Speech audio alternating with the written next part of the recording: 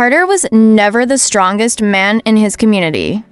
He had no army, no wealth, and no political power. But what he had was something far more dangerous: the truth. The village had been poisoned by twisted ideologies and beliefs that divided the people, turned neighbors into enemies, and exalted cruelty as if it were strength. Many accepted these lies because they were convenient. Others clung to them because they feared change. But Carter refused to bow. Standing on the steps of the old marketplace, he would speak. His words weren't loud, but they cut through the noise like thunder through silence. If we continue to embrace hatred, we destroy ourselves. If we continue to oppress, we fall into chains of our own making. We must not mistake cruelty for strength, or silence for peace. Some listened with awe, their hearts stirred. But others scowled, muttering curses under their breath. His words challenged their comfort, threatened their dominance, and exposed the rot they tried so hard to ignore. Carter's voice grew with each passing day. At gatherings, in the fields, even in private homes, his message spread. The truth was gaining ground. And that was precisely what frightened those who thrived on the darkness. The council of elders whispered among themselves. The merchants frowned, fearing that Carter's truth would disrupt their profits. Even some of his childhood friends turned against him, calling him reckless, arrogant, and dangerous.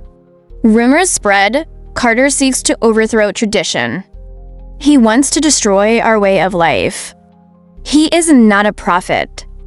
He is a traitor, yet Carter never backed down. "I do not want your thrones or your riches," he told them. "I want only a future where our children breathe are not poisoned by lies. But men who profit from lies cannot tolerate truth." And so, in dark corners, they plotted. It was a moonless night when Carter's enemies struck. He was returning home after addressing a small group by lantern light. His wife had prepared supper, and his children waited eagerly for him. But he never returned. They found him in the dust of the road, beaten and lifeless. His blood stained the earth, and the silence of the night seemed heavier than ever before. News spread like wildfire at dawn. Carter was dead. Some wept openly. Others pretended relief. His enemies whispered, "Now the nuisance is gone, peace will return." But there was no peace. Only the silence before a storm. Carter's wife stood over his grave with trembling hands and burning eyes. His children clung to her, tears streaking their cheeks. But instead of despair, something stronger rose within them. She spoke words that would mark the beginning of a new chapter. They killed his body. But they cannot kill his truth. We will carry it. We will carry him, as long as we breathe. Carter lives, his family vowed to continue what he started. They began gathering people in their home, repeating his teachings word for word, passing down every memory of his speeches. His children memorized his sayings, reciting them until the words felt etched into their very bones. Carter's death, instead of silencing his voice, amplified it. At first, it was small. A neighbor sharing Carter's words in the marketplace. A young man inscribing his sayings on scraps of parchment. A woman telling her children the story of the man who refused to bow to lies. But the whispers spread. Soon, the people spoke his name with reverence. His home became a gathering place. His words became a rallying cry. And to the shock of his enemies, some among them, merchants, elders, even guards, began to feel guilt gnawing at their hearts. Carter's truth was like a seed that had been planted in secret. Now, after his death, it began to sprout. The community that once dismissed him could no longer ignore the power of his voice. But truth is dangerous. As more people embraced Carter's legacy, the old guard fought back. They could not allow their power to crumble. The community split into two. One segment, those loyal to Carter's vision, sought unity, compassion, and justice. The other segment clung to the old ideologies, greed, domination, and hatred. Brothers turned against brothers. Mothers and daughters argued at their own dinner tables. Longtime friends became bitter enemies.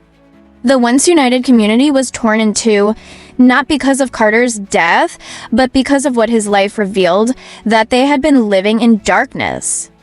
At first, the conflict was fought with words. Heated debates in the square. Angry letters and public accusations. But soon, words turned to fists. Fists turned to weapons. And weapons turned to war. The streets became battlegrounds. One side cried out for justice, the other clung to oppression. The air filled with smoke, the sound of shattered glass, and the cries of children caught in between. And yet, through it all, Carter's family refused to abandon their vow. They reminded everyone, this is not vengeance. This is not about Carter alone. This is about truth versus lies, freedom versus chains. If we surrender now, then his blood was spilled for nothing. Their resilience gave hope to the weary and courage to the fearful. Years passed, and the battle shifted. It was no longer simply physical, it became a war of conscience. People began asking themselves hard questions. What kind of world do I want my children to inherit? Am I clinging to lies because they are familiar, or do I dare to embrace the truth? The ideologies clashed not only in the streets, but in the minds of every man, woman, and child. Slowly, the tide began to turn. Carter's words, carried faithfully by his family, spread like fire. They were etched into songs, prayers, and even laws. Though the scars of conflict remained, more and more people began to see clearly. The generation that had killed Carter began to fade. Their children, raised on the stories of his sacrifice, chose differently. They rebuilt schools, markets, and homes on principles of truth and fairness. Carter's family grew old. But they lived to see the fruit of their vow. His wife often told her grandchildren, "Your grandfather's voice was silenced. But his truth lives in you. You are proof that his death was not in vain." Carter's grave remained in the heart of the community. People visited not with sorrow, but with reverence. His story was told around fires, written in books, and passed down as legend. He was remembered not as a victim, but as a symbol, proof that one man, armed only with truth, could ignite a revolution. Though his body had been laid in the earth long ago, Carter never truly died. His family's vow had been fulfilled. His legacy lived on in the hearts of generations. And so the story of Carter became not only a tale of loss and conflict, but a beacon of hope that truth, once spoken, can never be buried.